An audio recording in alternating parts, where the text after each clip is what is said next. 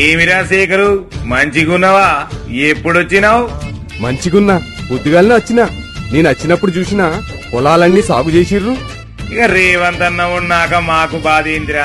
రుణమాఫీ చేసిండు, రైతు భరోసా ఇచ్చిండు, ధాన్యం కొంటున్నాడు.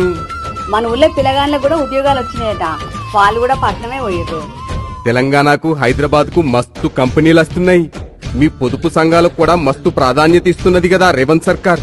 అవు మళ్ళా పెట్రోల్ బంకులు, ధాన్యం కొనుగోలు కేంద్రాలు, బస్సులు ఇట్లా అన్నిట్లా పొదుపు సంఘాలకు ప్రాధాన్యం ఇస్తున్నది రేవంత్ సర్కార్. అందుకే తలసరి ఆదాయంలా దేశంలోనే నెంబర్ 1 అయింది మన తెలంగాణ.